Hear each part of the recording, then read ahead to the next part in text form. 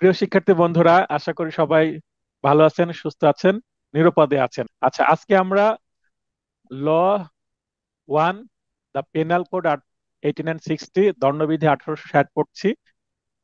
নোটে এভাবেই পাবেন, ভিডিওতে দিয়ে এভাবে দেখানো হচ্ছে, এভাবে নোট পাবেন আপনারা।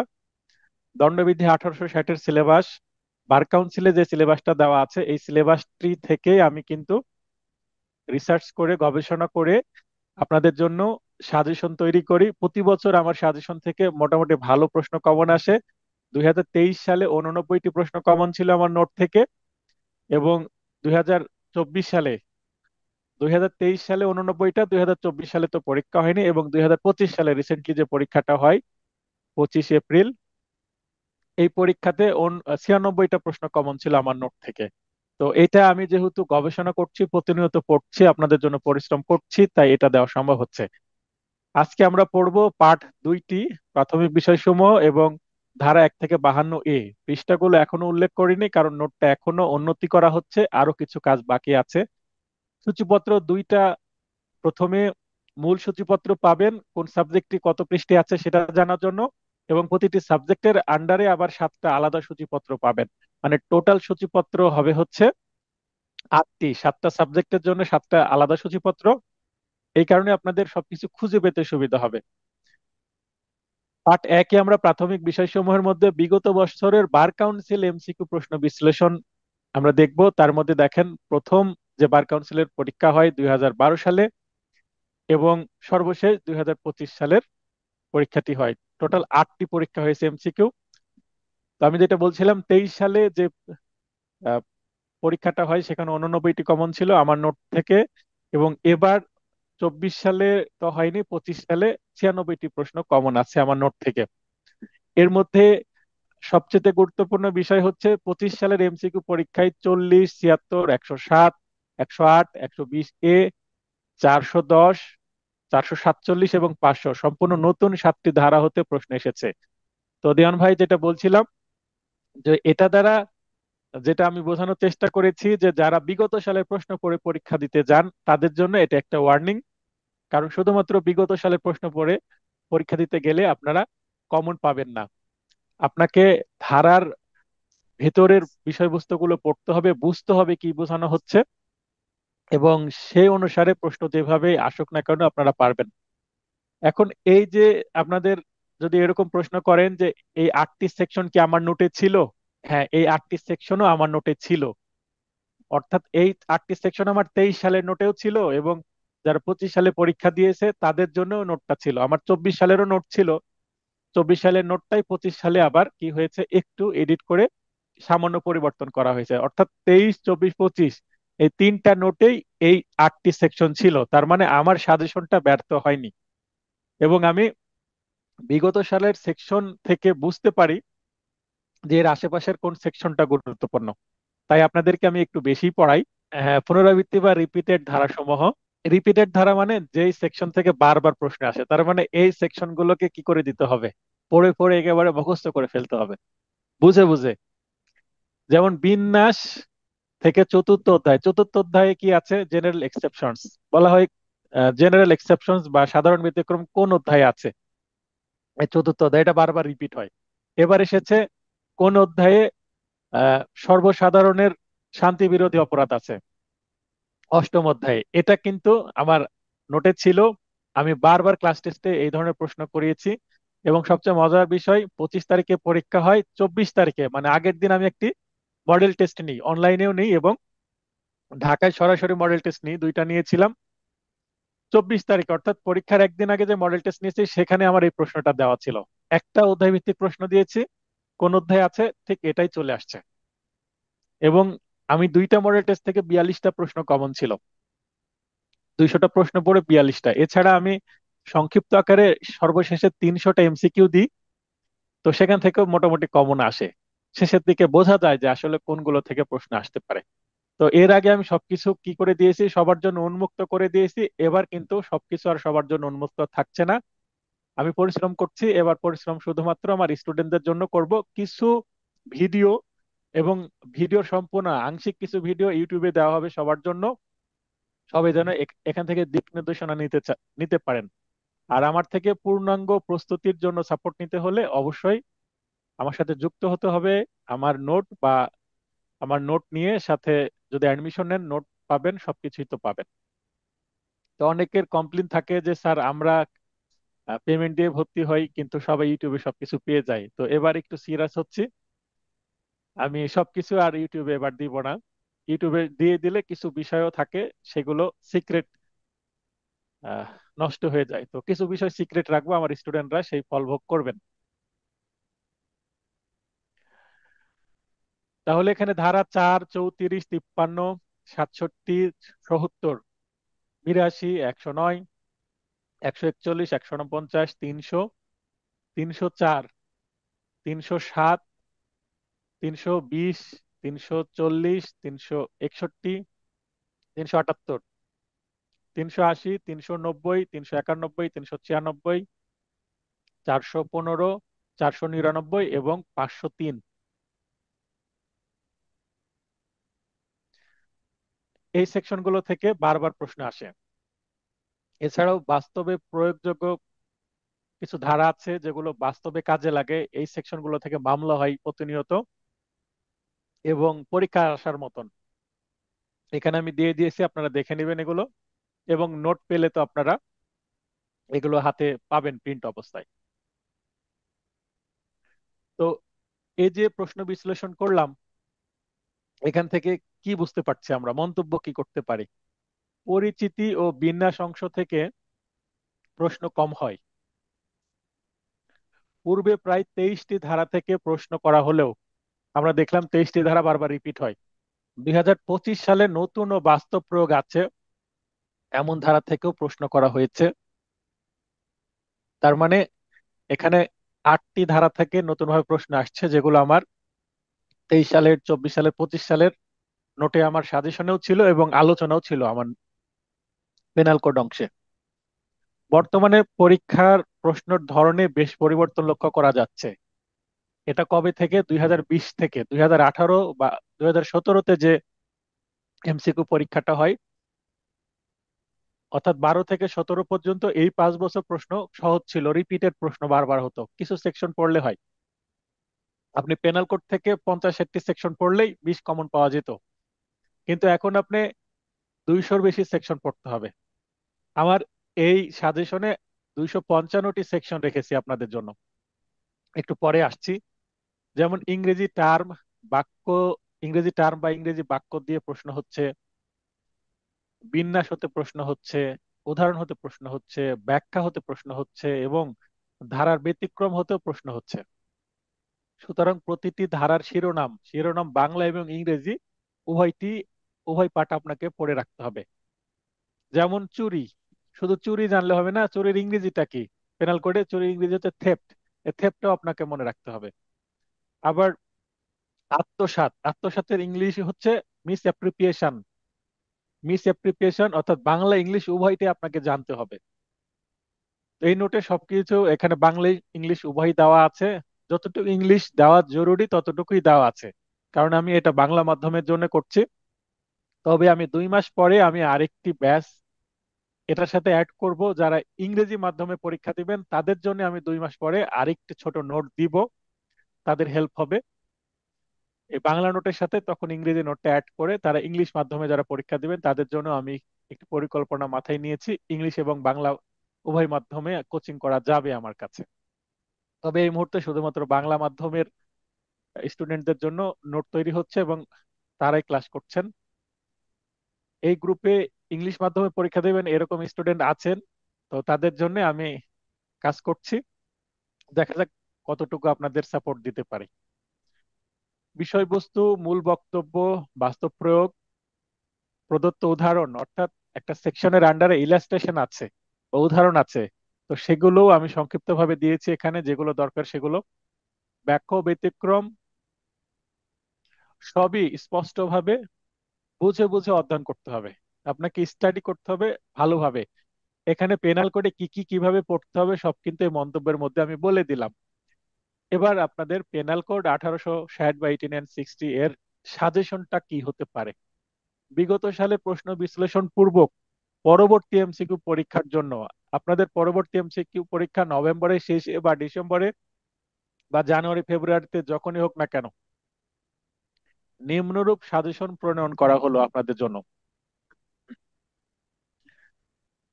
তো 2025 সালের ধারণা করছি নভেম্বরের শেষে বা ডিসেম্বরে পরীক্ষা হতে পারে। 2025 সালে আরেকটি পরীক্ষা হতে পারে, বাংলাদেশ বার কাউন্সিলের পক্ষ থেকে বলা হয়েছে আনঅফিসিয়ালি। তবে না হলেও জানুয়ারি 2026-এ হওয়ার একটা ভালো সম্ভাবনা আছে। পরিচিতি: অপরাধের মৌলিক উপাদান, অপরাধের প্রকৃতি এবং এই অত্র বিধি বা দণ্ডবিধির ইতিহাস, উদ্দেশ্য, পরিধি, গুরুত্বপূর্ণ তথ্যাবলী, প্রয়োগ ক্ষেত্র, সর্বশেষ সংশোধনী প্রভৃতি জানতে হবে। এগুলো কোথায় পাবেন? বাজারের বিভিন্ন গাইডে আছে, কিন্তু আপনাদের কোথাও খুঁজতে হবে না। আমার যারা স্টুডেন্ট, আমি যেগুলো দিব সেগুলো পড়লেও হবে, কোনো গাইড পড়ার দরকার হবে না। এবং এই পরিচিতি অংশে যা যা বক্তব্য দিলাম, এই সব কিছু এই নোটের মধ্যে আছে, কিছুক্ষণের মধ্যে সেগুলো দেখতে পাবেন। এবং ধারাসমূহ এখানে দেওয়া আছে, ধারাসমূহ যেমন 1 স্টার, 2 থেকে 7 পর্যন্ত 1 স্টার, 10 নম্বর 1 স্টার, 19 নম্বর 3 স্টার, 20 নম্বর 1 স্টার, 24 নম্বর 2 স্টার। তো এইভাবে 1 স্টার, 2 স্টার, 3 স্টার দেওয়া আছে। 3 স্টার গুলো সর্বোচ্চ গুরুত্ব দিয়ে পড়তে হবে।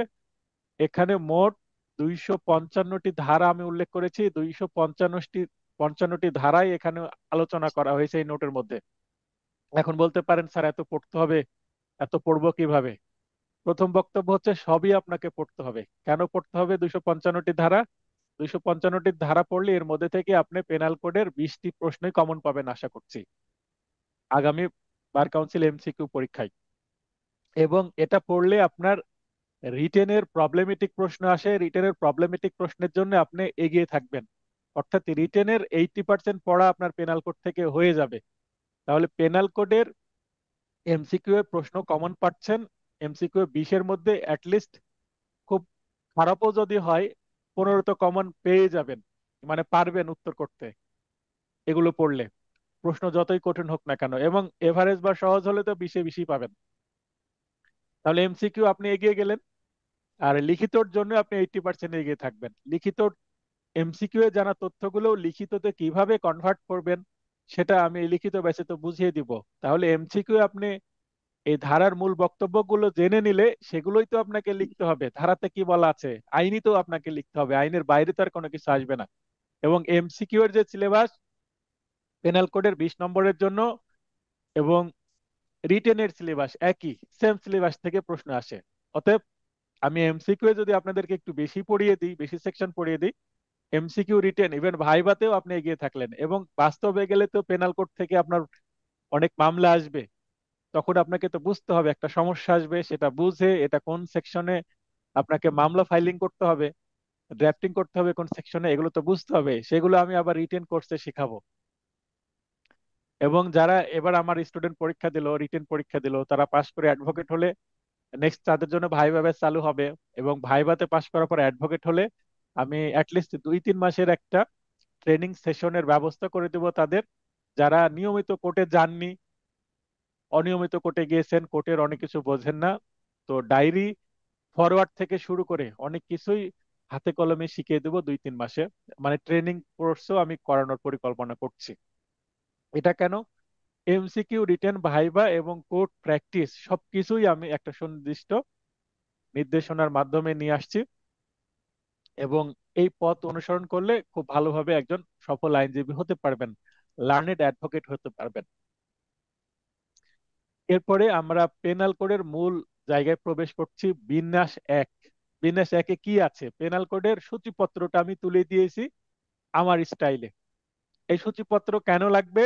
কারণ পেনাল কোডের মধ্যে আসলে কি কি আছে সেটা আপনি এক পলকে দেখতে পাবেন। একটা মোটা বই পেনাল কোড, একটা মোটা বই, এই দেখেন একটা অনেক মোটা বই, কারণ 511টি সেকশন আছে। এত বড় বইয়ের মধ্যে কি আছে দেখলেই তো ভয় লাগবে। যেমন আমরা যারা মুসলমান, কোরআন শরীফ মোটা একটা বই, কোরআন শরীফ দেখলে ভয় লাগে যে এটা আবার যারা হাফেজ তারা কিভাবে মুখস্থ করে রাখে। তো এর মধ্যে, কোরআন শরীফের মধ্যে যেমন 114টি সূরা আছে, এখানে পেনাল কোডে কি কি আছে এখানে আমরা দেখতে পাবো 23টি অধ্যায় আছে, 23টি অধ্যায়, কতগুলো সেকশন আছে, অধ্যায়গুলোর নাম কি, সবগুলো আমি এক পলক এখানে দিয়ে দিয়েছি। এখান থেকেও আপনি কমন পাবেন। যেমন 25 সালে একটা প্রশ্ন আসছে কি, যে গণশান্তি বিরোধী বা সর্বসাধারণের শান্তি বিরোধী অপরাধ কত অধ্যায় আছে, অষ্টম অধ্যায় আছে। দেখেন আপনি এখান থেকে কমন পেয়ে গেলেন এটা। তাহলে বিন্যাসটা আমরা পড়লে বুঝতে পারবো যে এই আইনে কি কি আছে, কোথায় কি আছে, কোন জায়গা থেকে কতটুকু পড়তে হবে। হ্যাঁ, তাহলে অধ্যায় আছে এখানে 23টি। আর এটা পড়লে আমি বললাম যে বিরতির আগে অষ্টম অধ্যায় থেকে আবার প্রশ্ন আসছে। আমরা একটু পরে দেখবো যে কোন প্রশ্নটি আসছে। এই বিন্যাসটা পড়লে যেমন চতুর্থ অধ্যায় থেকে বারবার প্রশ্ন আসে যে জেনারেল এক্সেপশনস বা সাধারণ ব্যতিক্রম কত অধ্যায় আছে, চতুর্থ অধ্যায় আছে। তারপর রাইট অফ প্রাইভেট ডিফেন্স বা আত্মরক্ষা বা প্রতিরক্ষা, ব্যক্তিগত প্রতিরক্ষার অধিকার কত অধ্যায় আছে, চতুর্থ অধ্যায় আছে। তারপরে পঞ্চম অধ্যায় প্ররোচনা আছে। তৃতীয় অধ্যায় দণ্ড সম্পর্কিত বিধান কত অধ্যায়ের বিষয়বস্তু, তৃতীয় অধ্যায়। এবার এসেছে অষ্টম অধ্যায় থেকে। তো এই যে যেগুলো আমি হাইলাইট করলাম এগুলো থেকে বিগত সালে প্রশ্ন আসছে, এবং আগামীতে আপনাদের জন্য হয়তো ষষ্ঠ বা সপ্তম বা শেষের দিকে খুবই গুরুত্বপূর্ণ আছে, যেমন ষোলো ষোলো অধ্যায় আছে, তারপরে 17 অধ্যায় আছে, এগুলো খুবই গুরুত্বপূর্ণ সেকশন। তো এই বিন্যাসটা আপনারা দেখে নেবেন। বিন্যাসে এখানে আমি প্রথমে অধ্যায় রেখেছি, তারপরে ধারার পরিধি অর্থাৎ কত থেকে কত পর্যন্ত আছে ধারা সেটা উল্লেখ করেছি, এবং বাংলা এবং ইংরেজিতে শিরোনাম বা হেডিং গুলো দিয়ে দিয়েছি। এগুলো আপনাদেরকে পড়ে নিতে হবে, পড়ে একটু মনে রাখার চেষ্টা করতে হবে, এবং পড়তে গিয়ে কোনো জায়গায় যদি বুঝতে অসুবিধা হয় তাহলে আমাকে প্রশ্ন করবেন। দেওয়ান ভাই, এটা যেভাবে সাজানো আছে বুঝতে তো পারছেন তাই না? বুঝতে তো অসুবিধা ভাই হচ্ছে না? থাকবেন। হ্যাঁ ভাই কথা থাকবেন স্যার। এটা হ্যালো। যেভাবে সাজানো আছে বিন্যাসটা বুঝতে তো পারছেন, সূচিপত্রের মতো করে সাজানো আছে। হ্যাঁ স্যার। এ- এ- এটা বুঝতে পারছি। আপনারা পড়বেন, ভিডিওতে দেখবেন, যখন নোট হাতে পাবেন এটা এক দুইবার রিডিং পড়ে গেলেই হয়ে যাবে। এখানে আপনাদের যেটা মনে রাখতে হবে, যেমন কোন অধ্যায়ে কি আছে এবং এটা কত ধারা থেকে কত ধারা পর্যন্ত। কত ধারা থেকে কত ধারা খুব একটা ইম্পর্টেন্ট না, কিন্তু কোন অধ্যায়ে কি বিষয় আছে। যেমন অষ্টম অধ্যায়ে গণশান্তি বিরোধী অপরাধ বা সর্বসাধারণের জন্য শান্তি বিরোধী শান্তি পরিপন্থী অপরাধ কোথায় আছে সেইটা আপনাদের। আচ্ছা, যেখানে নয়েজ হবে সেখানে এই, আহ, দেওয়ান ভাইকে আমি মিউট করে দিলাম, সেখানে নয়েজ হচ্ছিল। আমি আরেকজনকে লাইনে নিয়ে নিই। নচিকেতা, নচিকেতা ভাই, সম্ভব হলে আপনি লাইনে আসবেন, যদি নয়েজ না হয়। আপনি একা যদি থাকেন, নীরবে যদি ক্লাস করেন। আজকে ভর্তি হয়েছে নতুন স্টুডেন্ট বেলাল ভাই, দেখেন আপনাকে একটা মেসেজ দিচ্ছি সেখানে।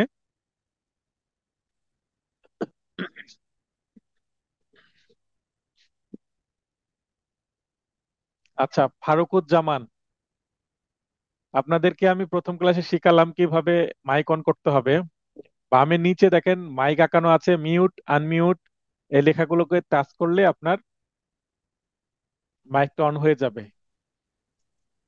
জি স্যার। আচ্ছা, এখন ফারুকুজ্জামান ভাই লাইনে আছেন, ওনার সম্ভবত ডাকনাম উজ্জ্বল। তো জি জি স্যার। আপনার এখানে নয়েজ নাই তো, তাই না? আমার কথা আপনি বুঝেননি। হ্যাঁ, আশা করি জি। আশেপাশে কেউ কথা বলছে না, আপনি লাইনে থাকেন। আশেপাশে কথা বলার প্রয়োজন হলে আপনার মাইকটা আবার অফ করে দিবেন, ঠিক আছে? আপনি লাইনে থাকেন। আমি যেটা বলছিলাম, অধ্যায়, জি স্যার। অধ্যায়ের সাথে শিরোনাম, কত অধ্যায় কি শিরোনাম আছে, এই চার্টটা আপনাদের মনে রাখতে হবে, এই বিন্যাসটা। হ্যাঁ, তো খুব সহজে সুন্দরভাবে সাজিয়ে দেওয়া আছে, যেমন ইংরেজি বাংলা উভয় আছে। এটা আপনারা পড়ে নিবেন পাওয়ার পরে। এখানে বোঝানোর তেমন কিছু নাই। যেমন এখানে ষোড়শ অধ্যায় বা 16তম অধ্যায়ে মানব দেহ সংক্রান্ত অপরাধ, ইংলিশে কি অফেন্স এগেইনস্ট বা offences affecting the human body. এর মধ্যে আবার বেশ কিছু পার্ট আছে, জীবন ক্ষুণ্ণকারী অপরাধ, যেখানে মানুষ মারা যায়, অফেন্সেস এফেক্টিং লাইফ।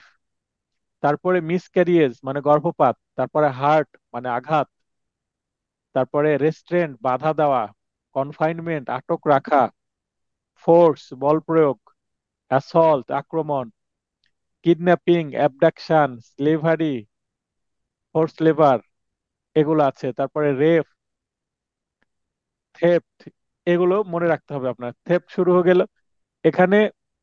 দেখেন 16 অধ্যায় 299 থেকে শুরু করে 307-এ এসে শেষ হয়ে গেল। তাহলে 378 থেকে 377-এ শেষ হয়ে যাওয়ার পরে 378 থেকে সপ্তম সপ্তদশ অর্থাৎ 17 অধ্যায় শুরু হলো। এটা হচ্ছে সম্পত্তির বিরুদ্ধে অপরাধ। চুরি থেকে শুরু হলো। চুরি, বলপূর্বক গ্রহণ, বলপূর্বক গ্রহণ বা বলপূর্বক আদায় বা জোরপূর্বক আদায়, বাংলা কিন্তু একাধিক নাম আছে, ইংলিশ একটাই, এক্সটর্শন। তারপরে দস্যুতা, ডাকাতি, robbery and dacoity. Criminal misappropriation of property, এটাকে বাংলায় হচ্ছে আত্মসাৎ বা তছরূপ বলা হয়। বিষয়ভঙ্গ, ব্রিচ অফ ট্রাস্ট, চুরিকৃত মাল গ্রহণ, স্টলেন প্রপার্টি। প্রতারণা, চিটিং। তারপরে পেনাল কোডে কিন্তু ফ্রড বলা হচ্ছে না, চিটিং বলা হচ্ছে। ফ্রড মানেও কিন্তু প্রতারণা, তবে পেনাল কোডে আছে চিটিং। আর মিসচিফ মানে অনিষ্ট সাধন, ট্রেসপাস অনধিকার, এবং ব্যাংকের ক্ষতি, loss of property of banking company, এই সবগুলোই হচ্ছে property against, offences against property, অর্থাৎ সম্পত্তি সংক্রান্ত অপরাধ। এভাবে অধ্যায়ের সাথে এই অপরাধের সংযোগ এবং কোন সেকশন পর্যন্ত আছে একটু দেখে নেবেন মনোযোগ সহকারে, তাহলে বুঝতে পারবেন আসলে পুরো পুরো পেনাল কোডে কি কি আছে। আমরা সবগুলো অধ্যায় পড়বো না এখানে, যেহেতু অধ্যায়কে টার্গেট করে প্রশ্ন আসছে, তাই অধ্যায় মনে রাখার জন্য আমি কৌশল দিয়ে দিয়েছি কিছু ছন্দ ছড়ার মাধ্যমে।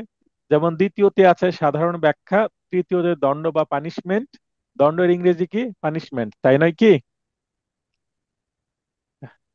নচিকেতা ভাই, দণ্ডের ইংরেজি কি? পানিশমেন্ট। নচিকেতা ভাই লাইনে আছেন, কথা বলেন। স্যার। হ্যাঁ, দণ্ডর ইংরেজি হচ্ছে পানিশমেন্ট, তাই না?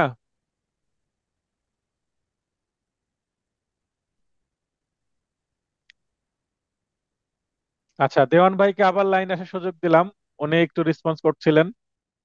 দেওয়ান ভাই। হ্যাঁ, আসসালামু আলাইকুম স্যার।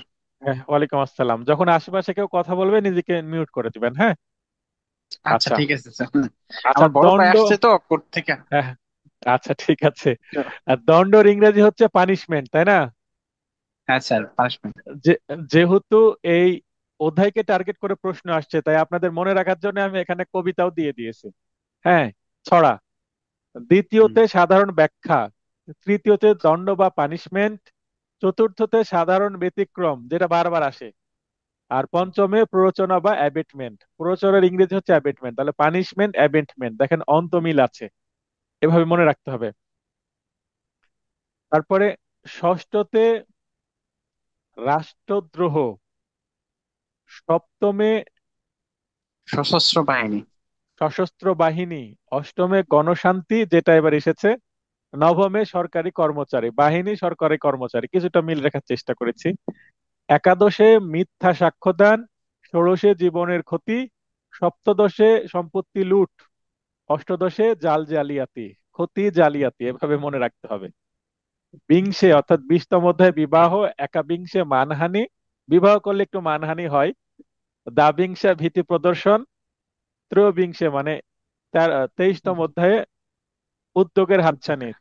এই 23তম অধ্যায়ে একটি মাত্র সেকশন আছে, সেটা হচ্ছে 511, যেটার হচ্ছে অ্যাটেম্প টু এনি অফেন্স, অর্থাৎ কোনো অপরাধের প্রচেষ্টা বা উদ্যোগ।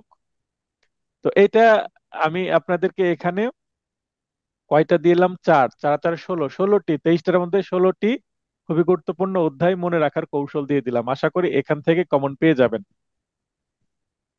এরপরে চলে যাই আমরা বিন্যাস টু। বিন্যাস টু একটু আমরা পেনাল কোডকে একটু ভিন্ন ভাবে বোঝার চেষ্টা করব। আসলে পেনাল কোডে কি আছে, আমরা যা সূচিপত্র তো সব জায়গাতেই পাই, তো এই যে বিন্যাস টু, এটা অন্য কোথাও নেই, শুধুমাত্র আমার নোটে আছে।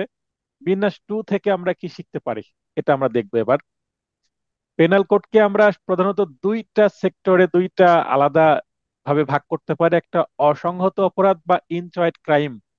ইনচয়েড শব্দের অর্থ ইনকমপ্লিট, এখানে দেখেন স্ল্যাশ চিহ্ন দিয়েছি, মানে অথবা অসম্পূর্ণ অপরাধ বা ইনকমপ্লিট ক্রাইম। ইনকমপ্লিট ক্রাইমকে হচ্ছে ইনচয়েড ক্রাইম বিগত সালে জুডিশিয়ারি প্রশ্ন এসেছিল। জুডিশিয়ারি প্রশ্ন মানে সহকারী জজ পরীক্ষার প্রশ্ন।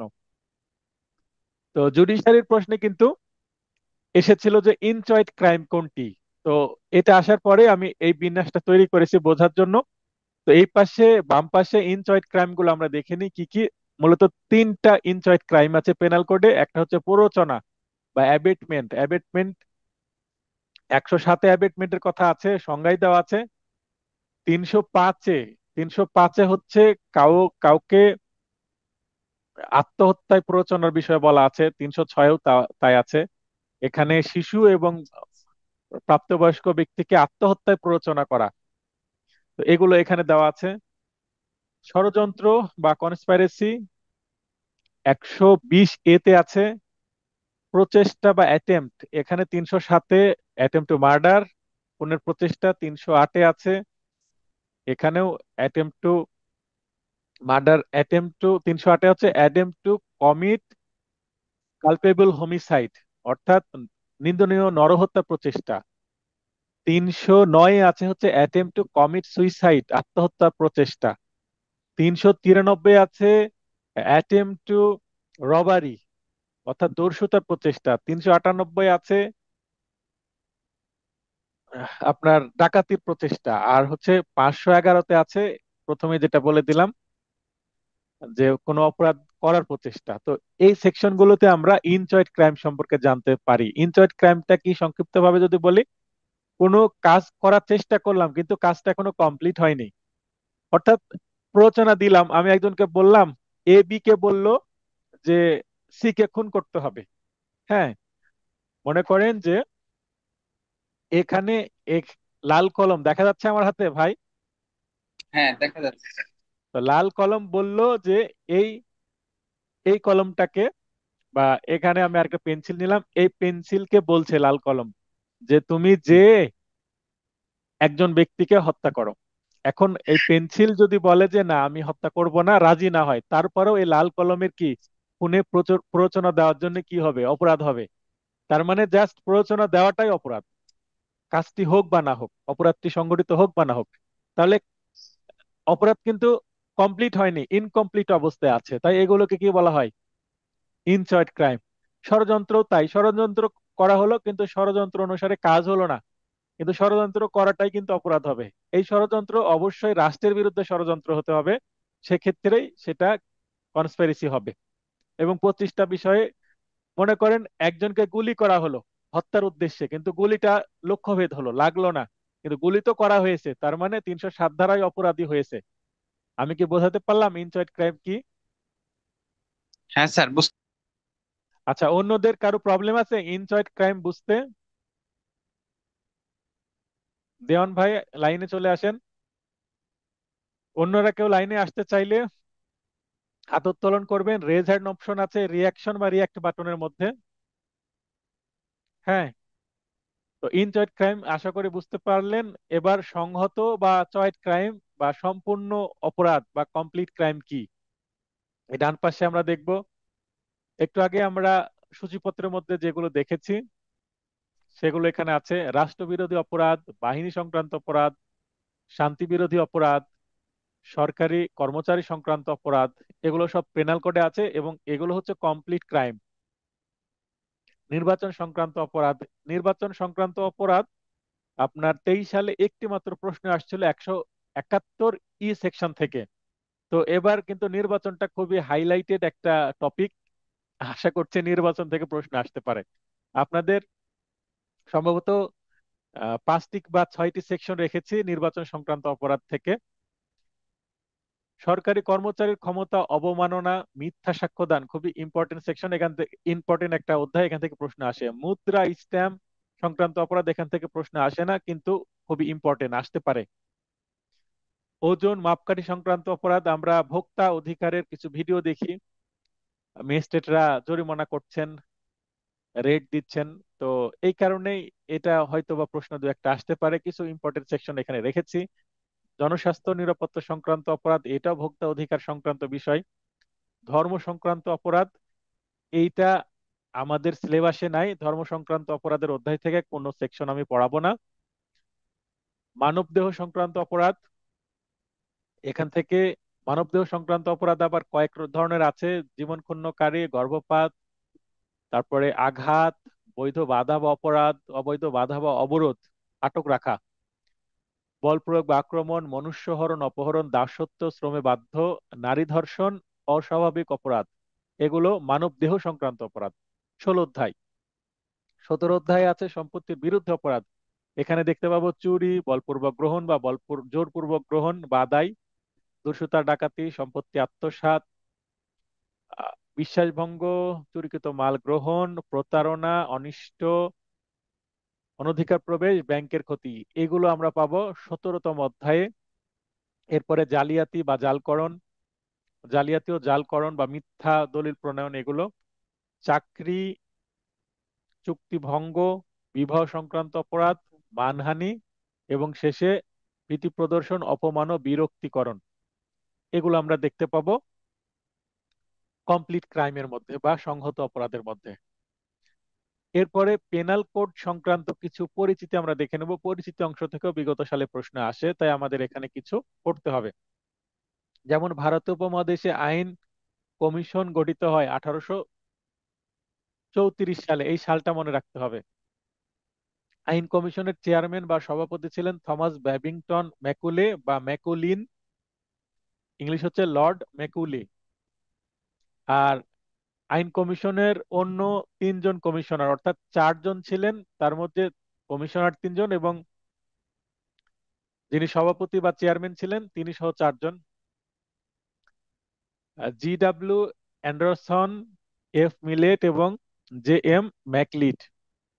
অর্থাৎ দণ্ডবিধি আইনের খসড়া বা ড্রাফট প্রস্তুতকারী সদস্য মোট 4জন: সভাপতি ম্যাকুলিন বা ম্যাকুলে, অ্যান্ডারসন, মিলেট ও ম্যাকলিড। এই এগুলো মনে রাখতে হবে। এছাড়াও আরো কিছু তথ্য দেওয়া আছে। যেমন আইনটি পাশ হয় হচ্ছে 1860 সালে 6 অক্টোবর, কিন্তু আইনটি কার্যকর হয় আরো 2 বছর পরে, 1862 সালের 1 জানুয়ারি। এই তথ্যগুলো দিয়ে প্রশ্ন আসে। আমাদের এই আইনটি আসছে ব্রিটিশ আইন থেকে, এবং যখন ভারত, পাকিস্তান এবং বাংলাদেশ এক ছিল, অর্থাৎ ইন্ডিয়ান সাবকন্টিনেন্ট, তখন এই আইনটি তৈরি করা হয়, তখন পেনাল কোড ছিল। তারপরে যখন ভারত ভাগ হয়ে গেল, ইন্ডিয়ান পেনাল কোড হয়ে গেল, এবং পাকিস্তান দণ্ডবিধি বা পাকিস্তান পেনাল কোড। তো পাকিস্তান পেনাল কোড থেকে এই পাকিস্তান শব্দটি বাদ দিয়ে আমাদের যে পেনাল কোড, সেটা শুধু পেনাল কোড, দা পেনাল কোড বা শুধু দণ্ডবিধি 1860। আমাদের আইনের নামের সাথে কিন্তু বাংলাদেশ পেনাল কোড লেখা নাই। পাকিস্তানের এখনো কিন্তু পাকিস্তান পেনাল কোড আছে, ইন্ডিয়ার কিন্তু ইন্ডিয়ান পেনাল কোড। বাংলাদেশের শুধু penal code, Bangladesh penal code না কিন্তু। এটা সর্বশেষ সংশোধন হয় 2004 সালে। এটি একটি সাবস্ট্যান্টিভ ল বা তত্ত্বগত আইন বা মৌলিক আইন বা বিধিবদ্ধ আইন। মনে রাখবেন, আমরা যে 7টা আইন পড়বো, এখানে 7টা আইনের মধ্যে 2টা মাত্র সাবস্ট্যান্টিভ ল আছে।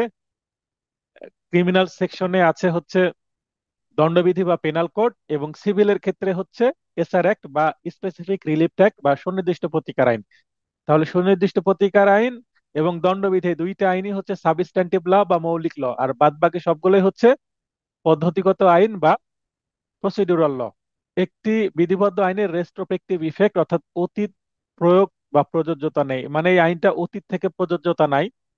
রেস্ট্রোস্পেক্টিভ ইফেক্ট কিছু কিছু আইনের থাকে। যেমন Bangladesh legal practitioners and the legal practitioners and bar council order 1972, অর্থাৎ বার কাউন্সিল যে অর্ডার, এইটার কিন্তু রেস্ট্রোস্পেক্টিভ ইফেক্ট আছে। যখন ওই আইনটি আমরা পড়বো তখন আমরা এটা জানতে পারবো।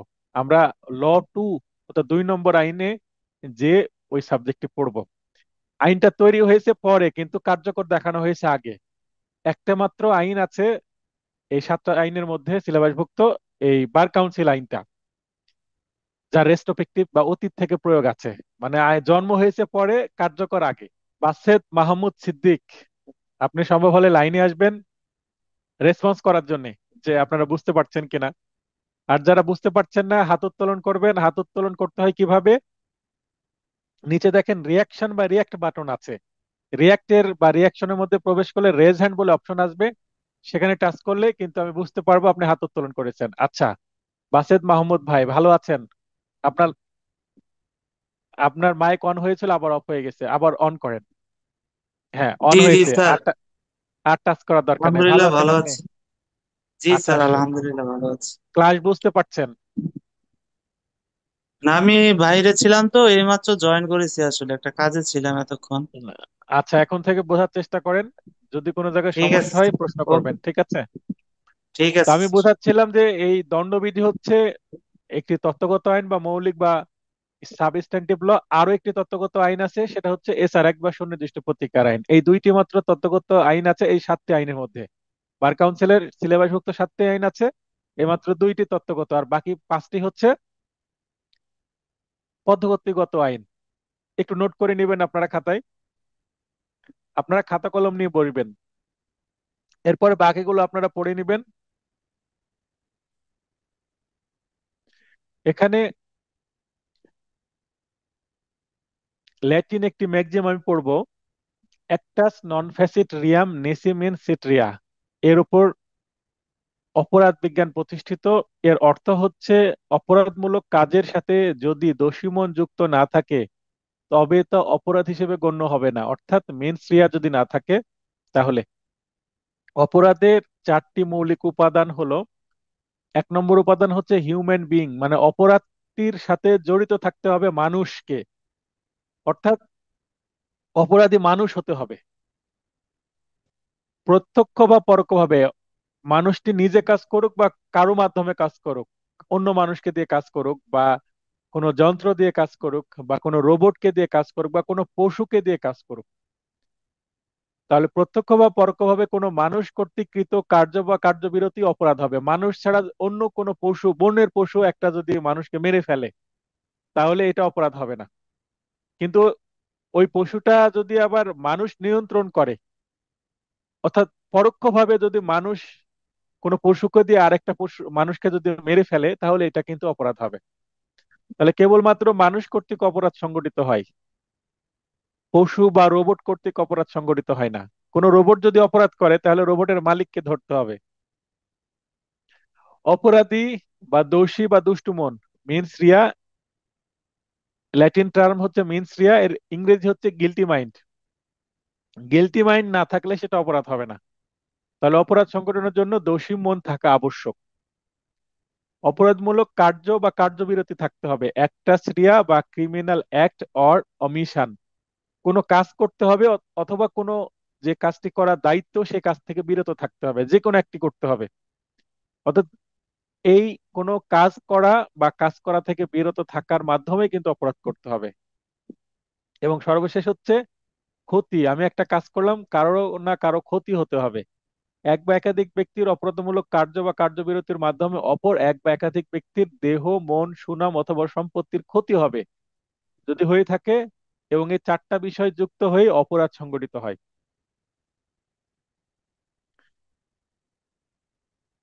এখানে এই দ্য পেনাল কোড এর ইতিহাস মনে রাখার জন্য কিছু কৌশল বা টাইমলাইন দিয়ে দিয়েছি। দেখেন, 1834 সালে কি হলো, আইন কমিশন গঠিত হলো এই ড্রাফট তৈরি করার জন্য। এই আইনের সদস্য 4 জন, ম্যাকুলে সভাপতি, অ্যান্ডারসন, মিলেট এবং ম্যাকলিট ছিলেন। একটু আগে আমরা দেখলাম, এটা আবার মনে রাখার জন্য একটু কৌশল দিয়ে দিয়েছি। 1860 সালে এই আইনটি পাশ বা প্রবর্তন হয় 6 অক্টোবর। 1862 সালে 2 বছর পরে কার্যকর হলো 1 জানুয়ারিতে, এবং 1804 সালে সর্বশেষ সংশোধন হয়। এভাবে এই চিত্রটা মনে থাকলেও অনেক সময় আপনাদের পড়া মনে রাখতে সুবিধা হবে। তাই আমি জায়গায় জায়গায় কি হেল্প করেছি। পার্ট 1 এর বিগত বছরের এমসিকিউ প্রশ্নাবলী, অর্থাৎ পার্ট 1-এ আমরা প্রাথমিক আলোচনা দেখলাম, এখনো কিন্তু একটা সেকশনও পড়িনি, আইনের সেকশনে প্রবেশই করিনি। এখান থেকে আমরা কিছু এমসিকিউ বিগত সালের দেখে নিই। দণ্ডবিধি কোন ধরনের আইন? একটু আগে আমি বললাম এটি একটি সাবস্টেন্টিভ ল বা মূল আইন। তাহলে মূল আইন বা তত্ত্বগত আইন বা পদ্ধতিগত আইন, অপশনে যেটাই থাকুক না কেন সেটা উত্তর হবে। তাহলে এটার উত্তর আমরা কোথায় পাবো? উত্তর ক, পরিচিতি অংশ। একটু আগে আমার নোটে পরিচিতি অংশ আছে, পরিচিতি অংশের মধ্যে সবকিছু আছে। এটা আমি বিভিন্ন মূল বই, বেশ কয়েকটি গাইড আমার কালেকশনে আছে, এবং ইন্টারনেটে গবেষণা করে আমি এগুলো বের করে দিয়েছি। অর্থাৎ আপনাদের পরিচিতি অংশের জন্য আর বাজারে কোনো গাইড পড়তে হবে না, কোনো গবেষণা করতে হবে না। আমি যা দেবো এগুলো পড়লেই আপনারা ভালোভাবে পাশ করতে পারবেন। ভালো নম্বর পেয়ে। অতএব কোনো কিছু খোঁজাখুঁজি করার দরকার নেই। তো বিগত সালের প্রশ্ন এখানে আছে, আপনারা প্রশ্নগুলো পড়ে নিবেন। আমি আর দুই তিনটি প্রশ্ন পড়ে দিই। যেমন দেখেন, দ্য পেনাল কোড এর কোন অধ্যায়ে রাষ্ট্রবিরোধী অপরাধ সম্পর্কিত বিধান আছে? রাষ্ট্রবিরোধী, তা গ দেখেন, ষষ্ঠ অধ্যায়ে রাষ্ট্রবিরোধী অপরাধ, এটা আমার বিন্যাস একে আছে। এই একটু আগে আমি বিন্যাসগুলো দেখাচ্ছিলাম। তারপরে দেখেন, এর আগে দণ্ডবিধির কত নং অধ্যায়ে সাধারণ ব্যতিক্রমের বিষয় উল্লেখ আছে? এটা বার কাউন্সিল 17-তে এসেছে এবং 22-এও এসেছে। এটা হচ্ছে চতুর্থ অধ্যায়ে। এটা আমার বিন্যাস থেকে এসেছে।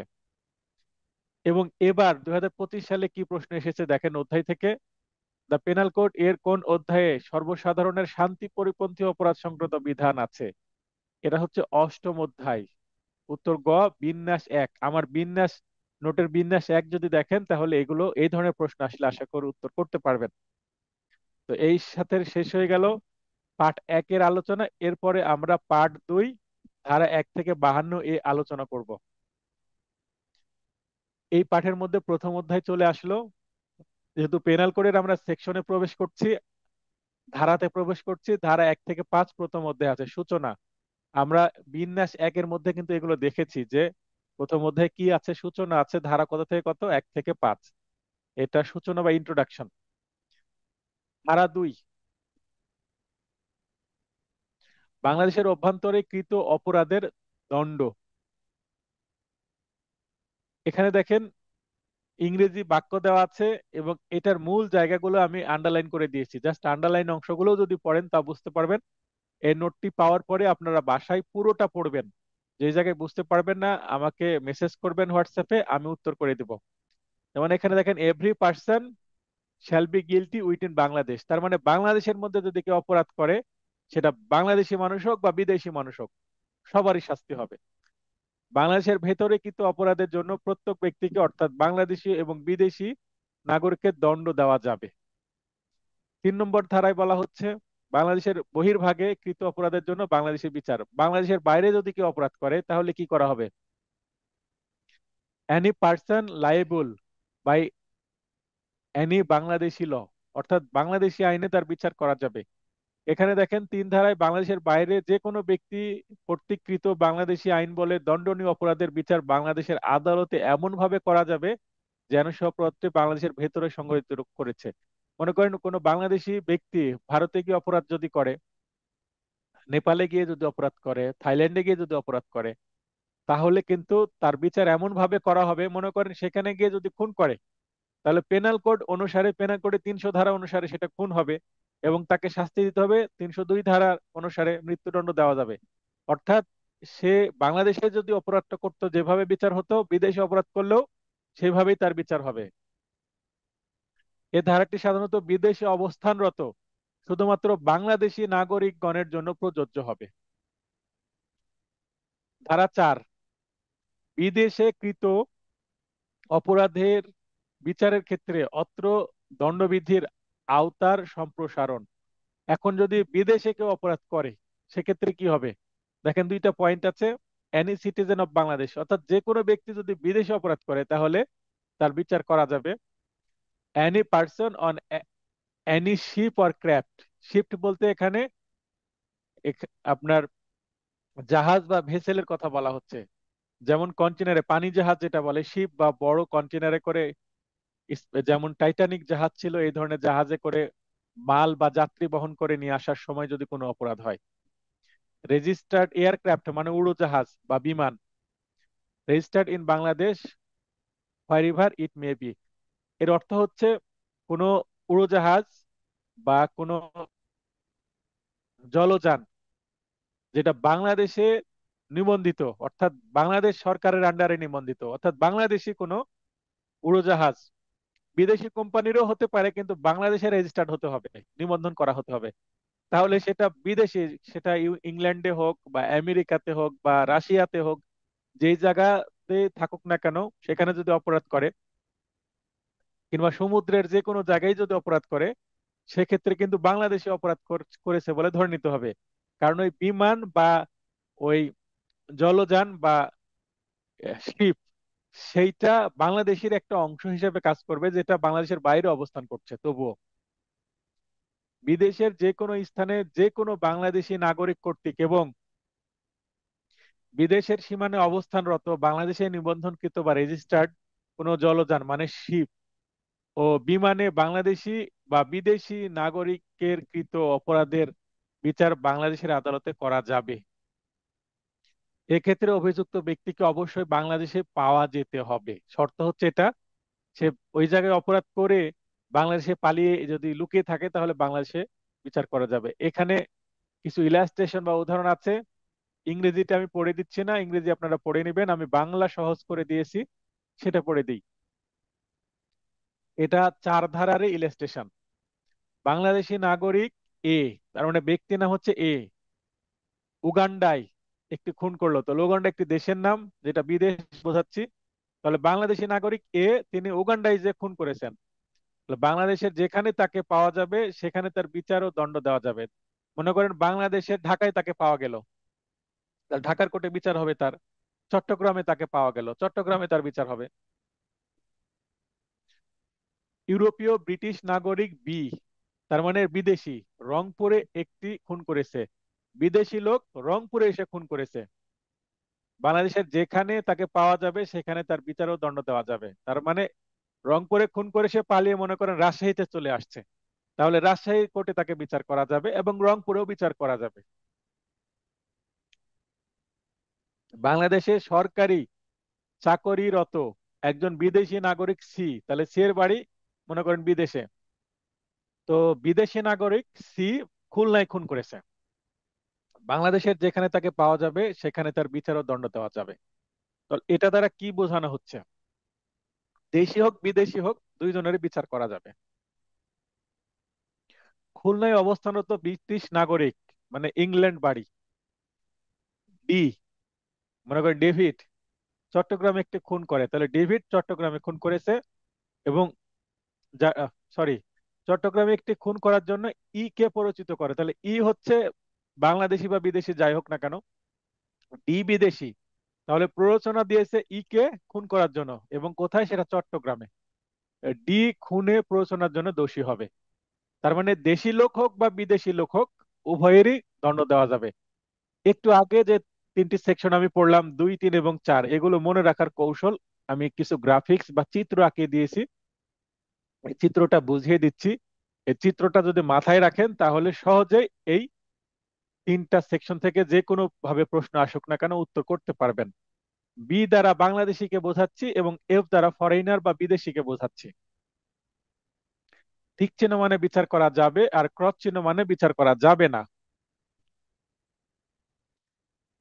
এখানে দেখেন বাংলাদেশের একটি মানচিত্র আছে, ধারা 2 অনুসারে বলা হচ্ছে বাংলাদেশে যদি কোনো ব্যক্তি এবং ফরেনার কোনো ব্যক্তি, এটা বাংলাদেশের ভেতরে যেহেতু লিখেছি, তার মানে ধরে নেন যে ধারা 2 বাংলাদেশের ভেতরে বাংলাদেশি হোক বা বিদেশি হোক টিক চিহ্ন মানে বিচার করা যাবে বাংলাদেশের ভিতরে যদি অপরাধ করে।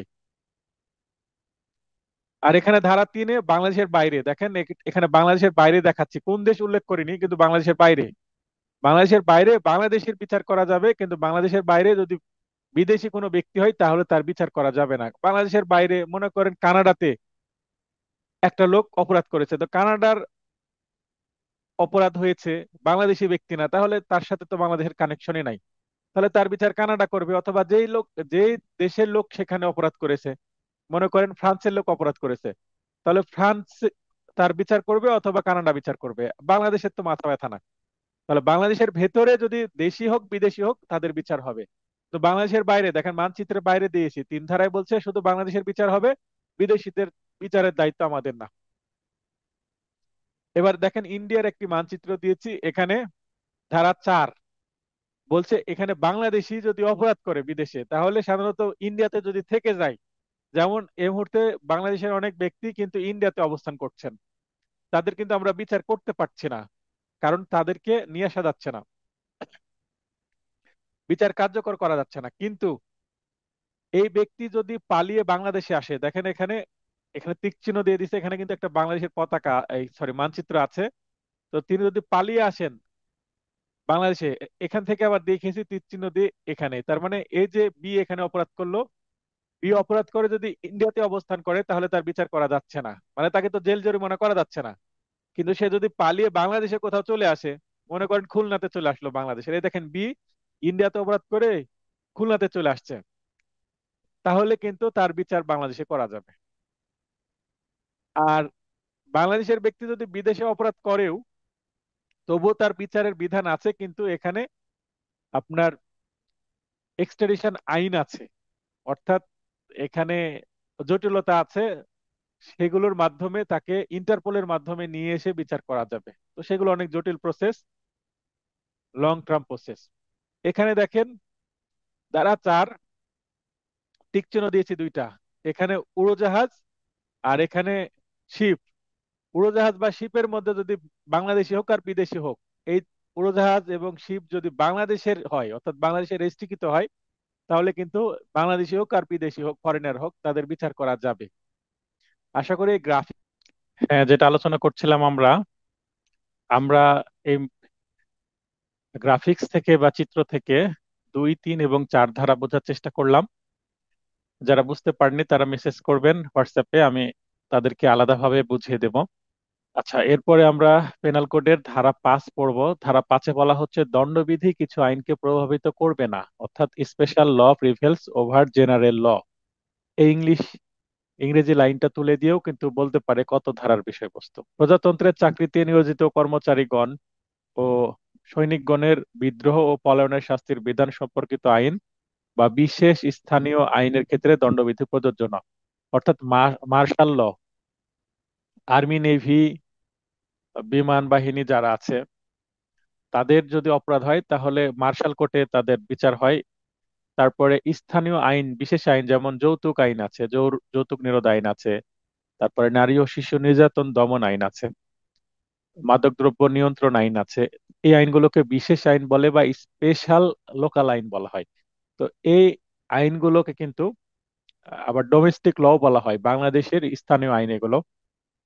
এই আইনগুলো কিন্তু পেনাল কোডের জন্য প্রযোজ্য না। যেমন রেপ বা ধর্ষণ যদি হয়, সেক্ষেত্রে পেনাল কোডে 375-এ ধর্ষণের সংজ্ঞা দেওয়া আছে, 376-এ ধর্ষণের শাস্তি দেওয়া আছে। কিন্তু যদি ধর্ষণ হয়, ধর্ষণের মামলা কিন্তু পেনাল কোডে হয় না।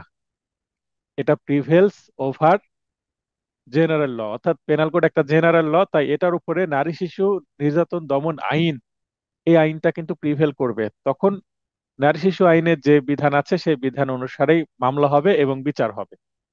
5 ধারায় সেই স্বীকৃতিটা দিচ্ছে যে এই পেনাল কোডের বা এই সাধারণ আইনের উপরে বিশেষ আইনের অবস্থান। অর্থাৎ একই অপরাধ যদি দুই আইনে থাকে, বিশেষ আইনেও আছে আবার পেনাল কোডেও আছে, তখন পেনাল কোডটা আর কাজ করবে না, বিশেষ আইনটা কাজ করবে। সেটাই 5 ধারায় স্বীকার করে নেওয়া হচ্ছে। এরপর আমরা দ্বিতীয় অধ্যায় ধারা 6 থেকে 52 সাধারণ ব্যাখ্যা সমূহ, জেনারেল এক্সপ্লেনেশনস, জেনারেল এক্সেপশনস আছে হচ্ছে পরের চতুর্থ অধ্যায়।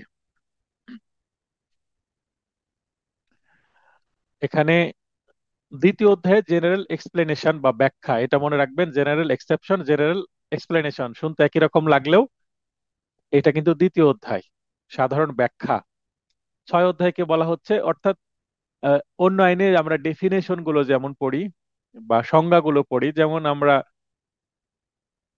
ফৌজদারি কার্যবিধিতে বা কোড অফ ক্রিমিনাল প্রসিডিওরে কিন্তু ডেফিনেশন 4 ধারায় পাবো।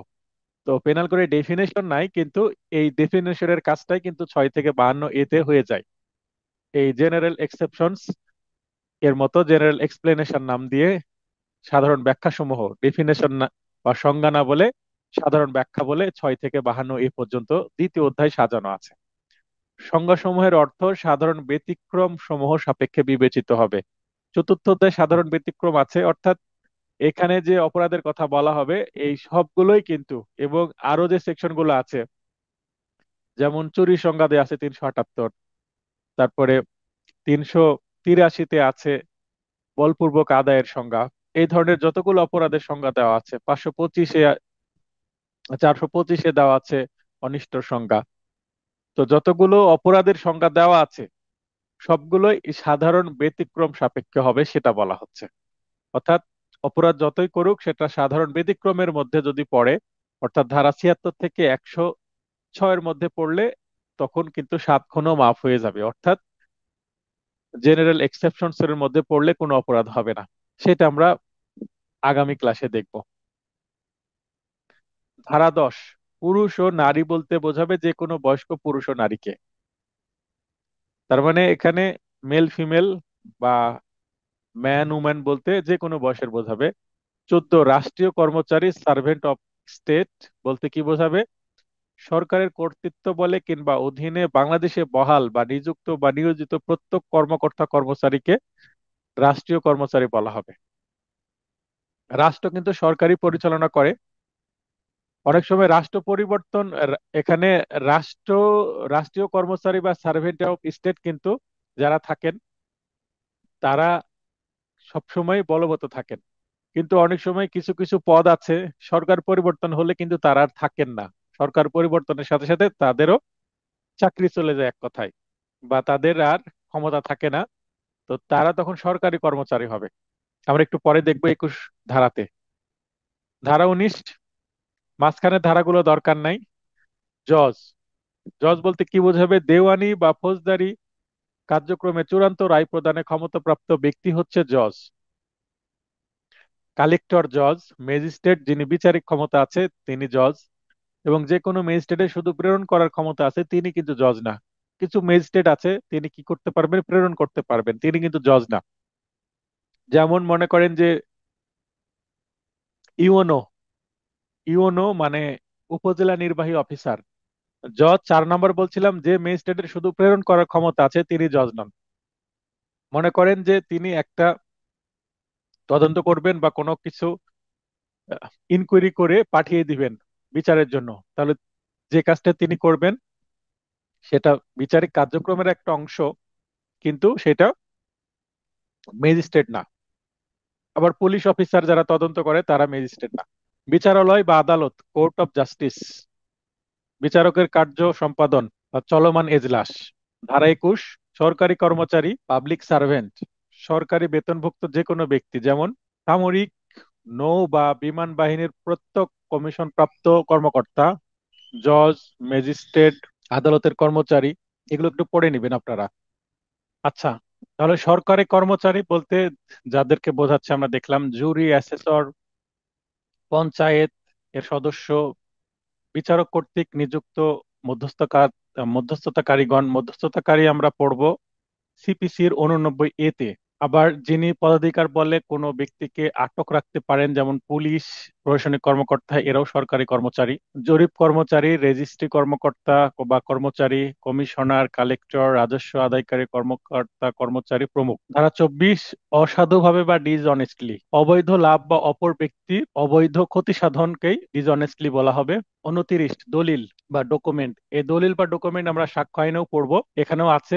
এই দলিল বা ডকুমেন্ট কিন্তু গুরুত্বপূর্ণ, এখান থেকে প্রশ্ন আসার ভালো সম্ভাবনা আছে। কাগজ কিন্তু দলিল নয়। যেমন একটা যদি ফাঁকা কাগজ আপনাদেরকে দেখাই, মনে করেন এটা একটা ব্ল্যাঙ্ক শিট, ফাঁকা কাগজ, এটা কোনো দলিল না। কিন্তু এই কাগজেই যদি কোনো কিছু লেখা থাকে সেটাই দলিল। যেমন আরেকটা আপনাদেরকে দেখাচ্ছি, যেমন এই পাশে ফাঁকা আছে, এটা দলিল না। কিন্তু এই পাশে একটু লেখা আছে, দেখেন কিছু একটা লেখা আছে, এটা একটা প্যাড, ওষুধের নাম লেখা আছে, তার মানে এটা দলিল। কিছু একটা লেখা থাকলেই দলিল, আর যদি লেখা না থাকে সেটা দলিল না। যেহেতু এটার এক পাশে লেখা আছে তাই এটা দলিল। আর একটু আগে যেটা দেখালাম, একটা পেজ দুই পাশে ফাঁকা, তার মানে ফাঁকা থাকলে সেটা দলিল না। কারণ এখানে যদি আবার অদৃশ্য কালিতে কোনো কিছু লিখে থাকে গোপনে, এবং সেটা তাপ বা আলোতে যদি ব্লু লাইটে দৃশ্যমান হয়, সেটাও কিন্তু একটা গোপন দলিল হতে পারে। তাহলে বরং কাগজ, কাঠ, পাথর, ধাতু বা যে কোনো বস্তুর উপর লিখিত বক্তব্য বা চিহ্ন হলো দলিল। কোনো চিহ্ন দেওয়া যদি থাকে, চিহ্ন মানে কোড দেওয়া থাকে, কোড ল্যাঙ্গুয়েজে কোনো কিছু লিখে থাকতে পারে। যেমন ভিডিও ক্যাসেট, সিডি, চিপ, সবই দলিল। চিপ বলতে পেন ড্রাইভ কিন্তু একটা চিপ, বা আমরা যে মোবাইল ফোনে ছোট ছোট মাইক্রো চিপ বা মেমোরি কার্ড দিয়ে দিই, সেগুলোকে চিপ বলা হয়। গাছ, গাছে অনেক সময় নাম্বার দেওয়া হয়, এই নাম্বারটাও কিন্তু দলিল হিসাবে গণ্য হবে। গরু মহিষের গায়ে দেওয়া নম্বরও দলিল। অনেক সময় বাজারে মনে করেন গরু মহিষের গায়ে নাম্বার দেওয়া যায়, নাম্বার দেওয়া হয়, চিহ্ন দেওয়া হয়, সেগুলো দলিল। নকল বা জাল দলিল কিন্তু দলিল নয়। তাহলে এখানে কোনটি দলিল কোনটি দলিল নয় এর উদাহরণ সহ আমরা পেয়ে যাচ্ছি। ধারা 30, মূল্যবান জামানত, ভ্যালুয়েবল সিকিউরিটি কাকে বলে? ইংরেজিটা পড়লে আরো ক্লিয়ার হবে, আমি বাংলা সহজ করে দিয়েছি।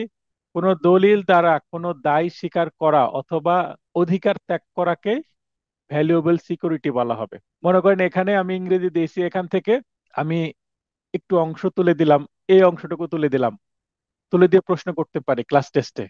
অতএব আপনাদের ইংরেজিটা পড়তে হবে। পড়ে বুঝতে না পারলে আমাকে মেসেজ করলে আমি বুঝিয়ে দেব। তবে এই মূল্যবান জামানত বলতে ইংরেজিতে কি বোঝানো হয়েছে তা কিন্তু এই বাংলা কথাটুকুর মধ্যে দিয়ে দিয়েছি আমি। ধারা 31, will. The word a will denotes any testamentary document, ওসিয়ত মূলক দলিল। উইল কি আমরা মোটামুটি সবাই জানি, ট্রান্সফার অফ প্রপার্টি পড়েছি সবাই।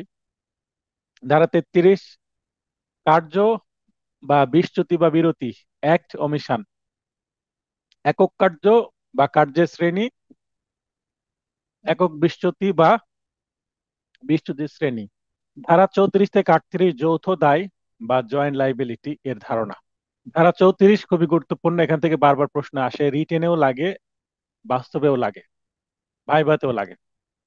অভিন্ন অভিপ্রায় বা সাধারণ অভিপ্রায়, বা এখানে বলা হয় common intention, acts done by several person, একের অধিক ব্যক্তি in furtherance of common intention, মনের মধ্যে একই ইচ্ছা থাকতে হবে। অভিন্ন অভিপ্রায় বা সাধারণ অভিপ্রায় বা অভিন্ন বা একই ইচ্ছা, ইচ্ছা বললেও হবে, পূরণকল্পে অনন্য দুই বা ততোধিক ব্যক্তির কর্তৃকৃত অপরাধ।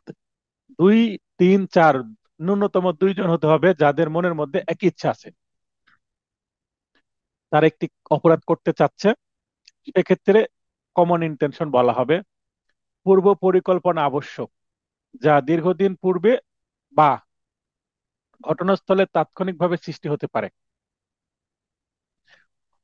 মনে করেন একটা সিচুয়েশন তৈরি হয়েছে,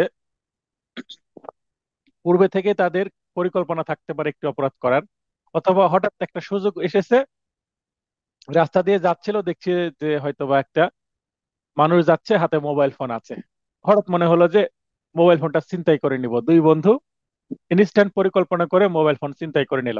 তার মানে আগে থেকে কিন্তু প্রি প্ল্যান ছিল না যে মোবাইল ছিনতাই করবে, সুযোগ পেয়ে গেছে, ইনস্ট্যান্ট দুইজন মিলে বা তিনজন ছিল, তারা পরিকল্পনা করে 2 মিনিটের মধ্যে পরিকল্পনা হয়ে গেল যে সেটা ছিনতাই করবে। অর্থাৎ ঘটনাস্থলে ইনস্ট্যান্টলিও কিন্তু কমন ইন্টেনশন তৈরি হতে পারে। কমন ইন্টেনশন বলে আগে থেকে প্ল্যান করা হতেই হবে তা না। তাহলে পূর্ব পরিকল্পনা ইনস্ট্যান্টও হতে পারে। অপরাধে সকলের সক্রিয় অংশগ্রহণ বা অ্যাক্টিভ পার্ট প্লে আবশ্যক। সকলের দায় বা যৌথ দায় অর্থাৎ জয়েন্ট লাইবিলিটি সমান হবে। অর্থাৎ 5 জন 10 জন মিলেও যদি একই কমন ইন্টেনশন নিয়ে কাজ করে, সবারই কিন্তু সমান অপরাধ হবে, অর্থাৎ সমান দায় বা সমান সাজা হতে পারে। ধারা 35, অপরাধমূলক জ্ঞান বা অভিপ্রায়, ক্রিমিনাল নলেজ অর ইন্টেনশন। অপরাধমূলক জ্ঞান বা অভিপ্রায় সহকারে দুই বা ততোধিক ব্যক্তি যদি কোনো অপরাধ করে, সেক্ষেত্রেও সকলের দায় সমান হবে। তার মানে ইন্টেনশন থাকলে হবে নলেজ, অর্থাৎ জানে যে এই কাজটি হতে পারে, তার মনে ইচ্ছা না থাকলেও জেনে শুনে সেই দলে যুক্ত হলেও কিন্তু দায় সমান হবে। আংশিক কার্য ও আংশিক কার্যবিরতির ফলাফল, এ ইন্টেনশনালি কজেস জেডস death, partly by illegally omitting to give Jed food and partly by beating Jed. A has committed murder. তার মানে একজন ব্যক্তি অপরজন ব্যক্তিকে খাবার দিল না, দিয়ে দুর্বল করে গেল, তারপর হালকা করে পিটুনি দিয়ে মেরে ফেললো। তাহলে খাবার না দিয়ে এবং তাকে আঘাত করে মেরে ফেললো, এই দুইটা কাজ মিলে মানে এমন আঘাত করেছে, স্বাভাবিক ব্যক্তি মারা যাবে না, কিন্তু হয়তোবা 4-5 দিন খাবার না দেওয়ার কারণে দুর্বল হয়ে গেছে। তার মানে দুইটি কাজ করেছে, খাবার না দেওয়া, তার মানে এ একাই খাদ্য না দিয়ে, অর্থাৎ আংশিক কার্যবিরতি, খাবার দিল না, খাবার দেওয়া যার দায়িত্ব ছিল, মনে করেন জেলখানার মধ্যে পুলিশের দায়িত্ব আছে যে এই আসামিকে খাবার দিতে হবে, তো 5 দিন ধরে তাকে খাবার দেয়নি, তাহলে দুর্বল হয়ে গেছে, তারপর লাঠি দিয়ে 2-3টা বাড়ি দিয়েছে, মারা গেছে। ও পিটিয়ে অর্থাৎ আংশিক কাজ করে হত্যা করলে তা খুন হবে, এটাই বোঝানো হচ্ছে। তার এই উদাহরণটা তুলে দিয়ে কিন্তু প্রশ্ন আসতে পারে নাম পরিবর্তন করে আসতে পারে, ক খ আসতে পারে, এ জেড দেওয়া আছে এখানে, এভাবে আসতে পারে, তখন এটা 36 ধারার উদাহরণ। তাহলে এটা আংশিক কার্যবিরতি এবং আংশিক কাজ করা, by partly an act and partly by omission. আমরা একটু আগে জেনেছি কোনটা অ্যাক্ট কোনটা অমিশন, এবং অ্যাক্ট অমিশন থাকলে অপরাধ হবে। 4টি উপাদান দেখলাম অপরাধের, তার মধ্যে কিন্তু অ্যাক্ট অমিশন একটি উপাদান ছিল। ধারা 37 কতিপয় কার্যের মধ্যে একটির মাধ্যমে কৃত অপরাধ। কোঅপারেশন, কোঅপারেশন মানে সমবায়ে কাজ করা, মানে দশে মিলি করি কাজ হারি জিতি নাহিলাজ, এরকম একটা কথা আছে, সমবায়। তো cooperation by doing one several acts, এক্ষেত্রেও সকলের দায় বা যৌথ দায় বা জয়েন্ট লাইবিলিটি সমান হবে, বা সামান্য ভিন্ন হতে পারে, যেন কাজটি কোনো ব্যক্তি একাকী করেছে এরকমও হতে পারে। উদাহরণ আছে এখানে বেশ কিছু, যেখানে উদাহরণ সেখানে গুরুত্ব দিয়ে পড়তে হবে, কারণ এই পেনাল কোড থেকে হুবহু উদাহরণ তুলে দিয়েও প্রশ্ন আসে। এখানে ইংরেজিতে অনেক বড় উদাহরণ আছে, এটা অন্তত এক দুইবার পড়বেন, কিন্তু বাংলাটা মনে রাখলেই, দুইজন মিলে অল্প অল্প বিষ প্রয়োগ করে কোনো ব্যক্তিকে খুন করলো। এখানে এ ও বি দুইজন মিলে জেড কে খুন করেছে অল্প অল্প করে বিষ দিয়ে। এখানে একটা গল্প, ছোট্ট একটা ঘটনা বলা আছে, এই ঘটনার মূল বক্তব্যটা হচ্ছে দুইজন মিলে, এ আর বি মিলে জেড কে অল্প অল্প করে বিভিন্ন সময়ে বিষ প্রয়োগ করে খুন করেছে। এখন এখানে প্রশ্ন যদি রহিম করিম দিয়ে আসে, রহিম করিম কামালকে মেরে ফেললো, বা এ বি জেড কে মেরে ফেললো, বা ক খ গ কে মেরে ফেললো অল্প অল্প বিষ প্রয়োগ করে, তো ঘটনা যেভাবে আসুক না কেন, জাস্ট এই যে এই কথা যদি মনে রাখে, দুইজন মিলে অল্প অল্প বিষ প্রয়োগ করে কোনো ব্যক্তি খুন, দুইজন কেন তিনজন মিলে মারলেও কিন্তু কি হবে, এখানে 37 ধারার উদাহরণের আন্ডারে চলে আসবে, তাহলে এটা খুন হবে। আবার দুইজন মিলে পালাক্রমে কোনো ব্যক্তিকে খাদ্য না দিয়ে খুন, মনে করেন পুলিশ, এও পুলিশ বিউ পুলিশ, আর জেড হচ্ছে প্রিজনার, মানে বন্দিতে আছে, জেলখানায় আছে। তো সকাল থেকে সারাদিন একজনের ডিউটি, রাত্রে একজনের ডিউটি, তো সকালে সারাদিন এ তাকে খাদ্য দিল না জেডকে, রাত্রে আবার বি খাদ্য দিল না। এখন পরস্পর যোগসাজশ করেও যদি করে, বা সেপারেট ইন্টেনশন থেকেও যদি করে, তারপরেও এটা কি হবে, খুন হবে। কারণ এই দুইজনের কাজের ফলস্বরূপই তো এই মানুষটি মারা গেল এই কারণে। আরো একটি উদাহরণ, জেড এ জেড কে খাদ্য না দিয়ে খুনের প্রচেষ্টা করেছিল, পরবর্তীতে বি জেড কে খাদ্য না দিয়ে খুন করে। একই ঘটনা জেলখানায়, এ মনে করেন 3-4 দিন খাবার দেয়নি, তারপরে তার হয়তো বা এখানে ডিউটি নাই, অন্য জায়গায় তাকে ট্রান্সফার করে দিয়েছে, এখন তার বাকি কাজটুকু বি করে ফেললো এবং জেড মারা গেল। মানে পরবর্তী দিনগুলোতে জেড আর জেড কে বি খাদ্য দেয়নি। এখন এ আর জেড এর মধ্যে যোগাযোগ থাক আর না থাক, এ খাদ্য না দেওয়া এবং বি এর খাদ্য না দেওয়ার কারণে কিন্তু জেড মারা গেছে, তাই দুইজনই অপরাধী। ধারা 38, একই কার্যের জন্য ভিন্ন ভিন্ন অপরাধে দোষী হতে পারে। আমরা 34 ধারা দেখলাম যে একই কাজ বিভিন্ন লোক মিলে যদি করে, দুই বা ততোধিক লোক, সকলের দায় সমান হবে। এই 38 ধারাটি কিন্তু মূলত 34 ধারার ব্যতিক্রম হিসেবে বিবেচিত, মানে উল্টোটা। একটি কাজের জন্য 34 ধারায় সবাইকে একই সাজা দেওয়া যাবে, মানে সকলের দায় সমান। 38 ধারায় বলছে যে কাজ একটি হয়েছে, কিন্তু সকলের দায় সমান নাও হতে পারে, ভিন্ন ভিন্ন হতে পারে। কোন ক্ষেত্রে? দেখেন, may be guilty of different offence, অর্থাৎ অপরাধ ভিন্ন ভিন্ন হয়ে যেতে পারে। একটা উদাহরণ পড়লে বুঝতে পারবো। এ গুরুতর উস্কানি বশত জেড কে হত্যা করলো, এটি দণ্ডনীয় নরহত্যা হবে, খুন হবে না। এটা যে দণ্ডনীয় নরহত্যা, এটা বোঝার জন্য 300 ধারা আমাদের পড়তে হবে, 300 ধারা পড়ার পরে এটা বুঝতে পারবো। তো 300 ধারার মধ্যে কিন্তু এই 38 ধারাকে কানেক্ট করা আছে।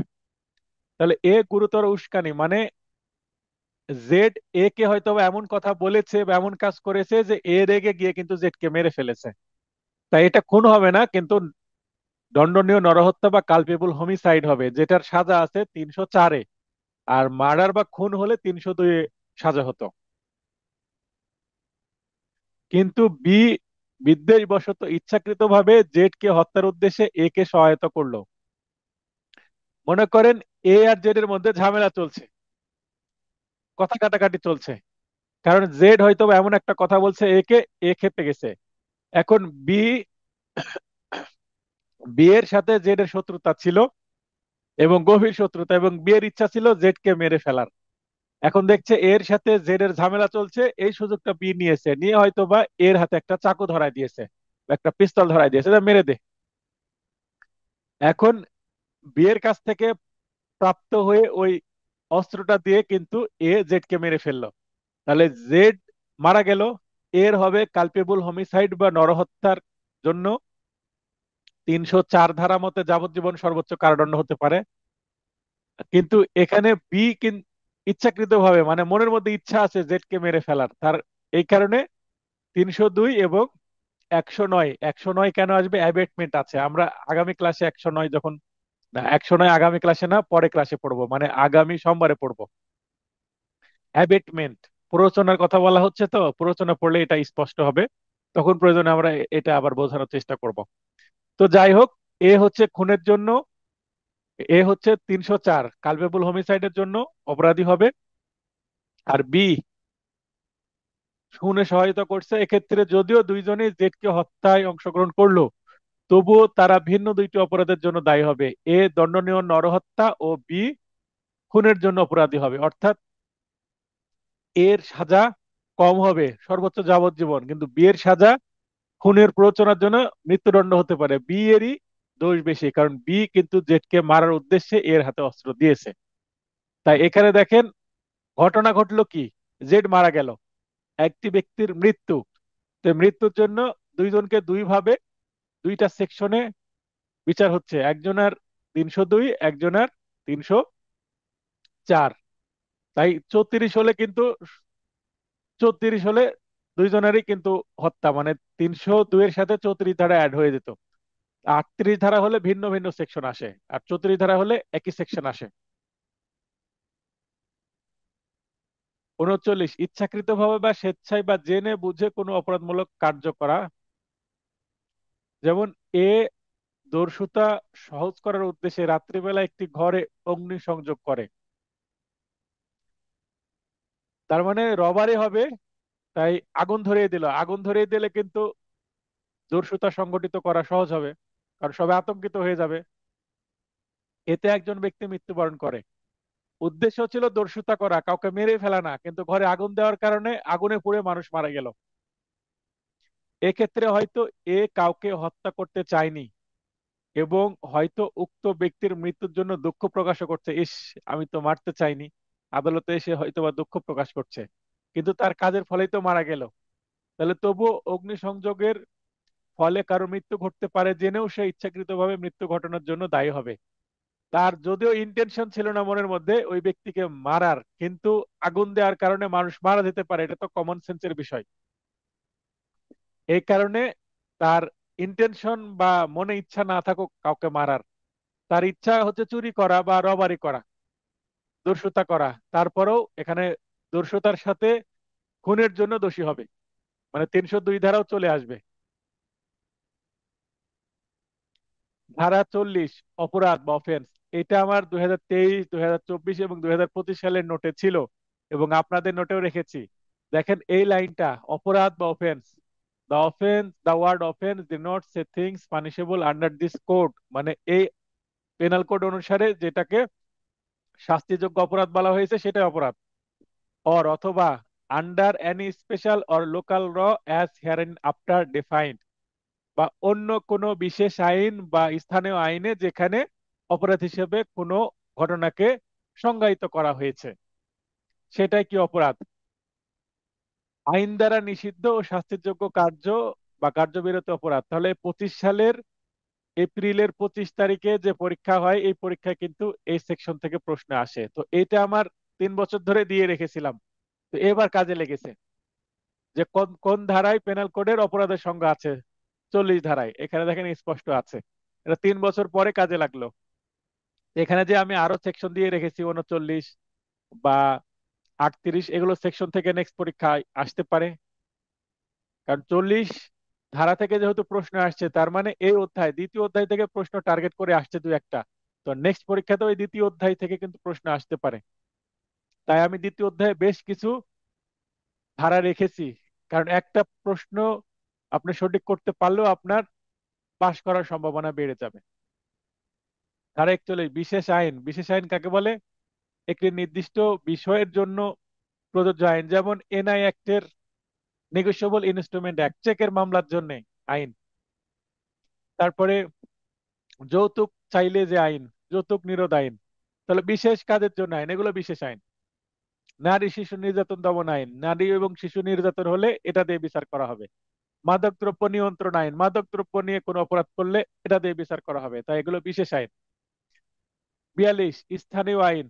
বাংলাদেশের যে কোনো একটি নির্দিষ্ট এলাকার জন্য প্রযোজ্য আইন, যেমন চট্টগ্রামের জন্য যদি কোনো আইন থাকে সেগুলো আইন। উপজাতি যারা আছেন তাদের জন্য কিছু আইন আছে, যেমন তাদের কিছু বিশেষ দিনে কিন্তু অ্যালকোহল বা মাদক বা পানীয় অ্যালকোহল গ্রহণ করা কিন্তু একটা নির্দিষ্ট মাত্রা পর্যন্ত কি আছে, বৈধ আছে। আবার যাদের লাইসেন্স নেওয়া আছে ড্রিঙ্কস করার জন্য, কোনো মদ গ্রহণের জন্য, তাদের আবার কি অপরাধ হবে না। তো স্থানীয় আইন বলতে লোকাল লকে বোঝানো হচ্ছে। 43, অবৈধ বা ইলিগাল কাকে বলে? অপরাধ বা আইন বলে নিষিদ্ধ বা যে কোনো দেওয়ানি পদক্ষেপ গ্রহণের কারণ থাকে সেটাই কি অবৈধ। আর আইনত সম্পাদনে বাধ্য, অর্থাৎ এর আগে পড়লাম ইলিগাল, এবার হচ্ছে লিগালি বাউন্ড টু ডু, মানে কোনো কিছু করতে সে বাধ্য। যেমন পুলিশ আমাদের নিরাপত্তা দিতে বাধ্য। পুলিশের সামনে কোনো অপরাধ হচ্ছে, পুলিশ কি বাধা দিবে না? বাধা দিতে তো পুলিশ বাধ্য। তাহলে কোনো ব্যক্তির জন্য যা পরিহার করাই অপরাধ, মানে যেটা করতে হবে, না করলে অপরাধ হবে। 44, ক্ষতি বা ইনজুরি। অবৈধভাবে কোনো ব্যক্তির দেহ মন সুনাম কিংবা সম্পত্তির ক্ষতি করলে সেটা ইনজুরি হবে, অলরেডি আমি উপাদানের মধ্যে এটা পড়িয়েছি। ধারা 45, জীবন বা লাইফ, শুধুমাত্র মানব জীবনকে বোঝাবে। কোনো পশু পাখি গাছ এগুলোর জীবনকে পেনাল কোড অনুসারে জীবন বলা হবে না। লাইফ বলতে হিউম্যান লাইফকে বোঝানো হবে, হিউম্যান বিং কে বোঝানো হবে। 46, মৃত্যু বা ডেথ, শুধুমাত্র মানুষের মৃত্যুকে বোঝাবে, পশু পাখির মৃত্যুকে পেনাল কোড অনুসারে মৃত্যু বলা হবে না। তাহলে মানুষের মৃত্যু ঘটালে কিন্তু খুন হবে, পশু পাখির মৃত্যু ঘটালে খুন হবে না। আচ্ছা, এই জায়গায় একটা প্রশ্ন করি, আপনারা কেউ লাইনে এসে উত্তর দেন। আচ্ছা, আমি পরে প্রশ্ন করি শেষের দিকে। প্রশ্নটা আমি বলে দিই, উত্তর পরে দিবেন। এই আর দুই তিনটা সেকশন আছে পড়ার পরে।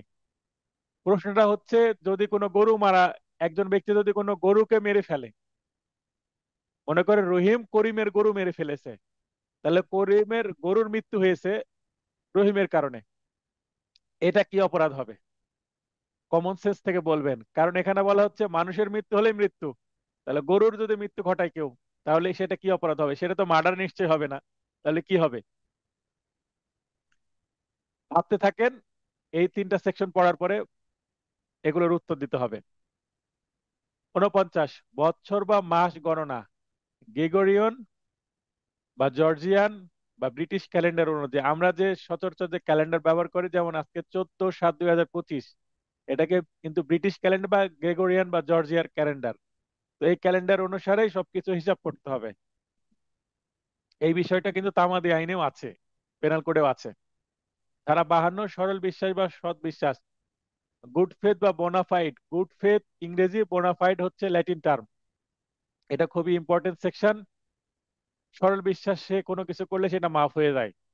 তাহলে সরল বিশ্বাসকে ইংরেজিতে বলবো due care and attention, with due care and attention. আর without due care and attention হলে সেটার সরল বিশ্বাস থাকে না। যথাযথ সতর্কতা ও মনোযোগ সহকারে সম্পাদিত কার্য করলে সেটা সরল বিশ্বাসে করা হয়েছে বলে ধরে নিতে হবে। সরল বিশ্বাস শব্দটা বারবার ব্যবহৃত হবে। সরল বিশ্বাসে খুন করে ফেললেও সেটা হয়তোবা অপরাধ নাও হতে পারে, সেটা ক্ষেত্র বিশেষে আমরা দেখবো 76 থেকে 106-এর মধ্যে। আমি এই কাজটা করে ফেলেছি, আমার তো ইচ্ছা ছিল না তাকে মারা, আমি সরল বিশ্বাসে করেছি, ওর অনার, অতএব এটা আমার অপরাধ হবে না, এভাবে দাবি করা যেতে পারে। তাহলে সরল বিশ্বাস তাকে প্রমাণ করতে হবে। ধারা 52 আজকের সর্বশেষ ধারা। খুব কষ্ট করে ক্লাসটি শেষ করছি, দোয়া করবেন যেন সুস্থ হয়ে যায় নেক্সট ক্লাসের মধ্যে। আশ্রয় বা হারবর। আমরা আশ্রয় বলতে মনে হয় যে বাড়িতে থাকতে দেওয়াকে আশ্রয় বলা হয়, কিন্তু পেনাল কোডের 52 ধারা অনুসারে আশ্রয় বলতে শুধুমাত্র এই রাত্রে ঘুমাতে দেওয়া বোঝাবে না, আরো অনেক কিছু বোঝাবে। কি বোঝাবে? বসবাসের জন্য স্থান দেওয়া, মানে শোয়ার জন্য জায়গা দেওয়া, ঘুমানোর জন্য খাদ্য দেওয়া। শুধু খাদ্য দিলেও কিন্তু আশ্রয় দেওয়া বোঝাবে। কোনো অপরাধী পালিয়ে গেছে, ফেরারি আসামি, তাকে যদি খাবার দিয়ে সহযোগিতা করেন তাও সেটাকে হারবর বা আশ্রয় দেওয়া বোঝাবে। তাকে কোনো পানীয় দেওয়া, পানি খেতে দিলেও, জুস খেতে দিলেও, লিকুইড খেতে দিলেও, তাকে টাকা দিলেন, টাকা দেওয়া মানে আশ্রয় দেওয়া। কোনো পোশাক দিলেন, অস্ত্র দিলেন, বিস্ফোরক দিলেন, পরিবহন মানে তাকে জাস্ট একটু লিফট দিলেন যাতায়াতের জন্য, সেটাও হারবর বা আশ্রয়। ইত্যাদি প্রদান বা গ্রেপ্তার এড়াতে সহায়তা করা। সে পালিয়ে বেড়াচ্ছে, এই কাজগুলো যদি তাকে করা না হতো তাহলে তো সে বাধ্য হতো স্যারেন্ডার করতে। কেউ যদি তাকে থাকতে দেয় বা খাদ্য দেয় বা যাতায়াতের সুবিধা দেয়, তাহলে তো সহজেই সে পুলিশের চোখ এড়িয়ে বেড়াতে পারবে। সহজেই যেন সে পালিয়ে বেড়াতে না পারে, তাকে তো টিকে থাকতে হবে, যেন টিকে থাকতে না পারে তাই তাকে হারভর করা যাবে না, কোনো আসামিকে আশ্রয় দেওয়া যাবে না এই কাজের মাধ্যমে। স্বামী স্ত্রী পরস্পরকে আশ্রয় প্রদান করলে তা অপরাধ হবে না, অর্থাৎ স্বামী স্ত্রী এক্ষেত্রে ব্যতিক্রম। এই নোটে ব্যবহৃত সংকেত ও তার অর্থ কিছু দেওয়া আছে। এই চিহ্নটা হচ্ছে দেখেন এখানে স্যান্ড টাইমার দেওয়া আছে। এই চিহ্ন যেখানে থাকবেন তার মানে এখানে পেনাল কোড অনুসারে সাজার বিধান দিয়েছে। দণ্ড, শাস্তি বা সাজা বা পানিশমেন্ট বোঝানোর জন্য এই চিহ্ন ব্যবহার করবো এই নোটে আমি। এটাকে বলে স্ল্যাশ বা অথবা চিহ্ন বা অর। এটা প্লাস যদি থাকে এবং তদুপরি বা উপরন্তু অ্যান্ড শ্যাল অলসো বি। ইংরেজিতে অ্যান্ড শ্যাল অলসো বি। যেমন কারাদণ্ড হলো সেই সাথে অর্থদণ্ড, মানে প্লাস ফাইন কথাটা আমি লিখে দেবো, বা প্লাস অর্থদণ্ড। তাহলে প্লাস অর্থদণ্ড বলতেই অর্থদণ্ড মাস্ট মানে এবং শ্যাল অলসো বি হয়ে যাবে। এই ধরনের সেকশন আমি নেক্সট ক্লাসে যখন পড়বো বুঝতে পারবেন। সহজ যদি থাকে এটাকে সশ্রম বোঝাবো, অর্থাৎ rigorous, that is without with hard labour, অর্থাৎ কঠোর শ্রম সহকারে কোনো কারাদণ্ড দিলে সেটা সশ্রম কারাদণ্ড হয়। যদি বি লেখা থাকে সেটাকে বিনাশ্রম বা সিম্পল কারাদণ্ড বলা হবে। অর্থাৎ আমি সংক্ষেপে স বি লিখবো। সশ্রম মানে স লিখবো, বিনাশ্রম মানে বি লিখবো। আর আমি যদি স অবলিক বি এইভাবে লিখি তাহলে সশ্রম অথবা বিনাশ্রম অর্থাৎ যে কোনো বর্ণনার কারাদণ্ড বোঝাবে, আইদার ডেসক্রিপশন বোঝাবে। আমরা আজকে পড়লাম পার্ট 1 এর বিগত সালের প্রশ্নগুলো দেখেছি। পার্ট 2 ধারা 1 থেকে 52 বিগত বছরের বার কাউন্সিল এবং জুডিশিয়ারির প্রশ্নগুলো এখানে দেওয়া আছে। বিগত সালে যতগুলো এমসিকিউ প্রশ্ন আসছে বার কাউন্সিল এবং জুডিশিয়ারির, সবগুলো এখানে আছে।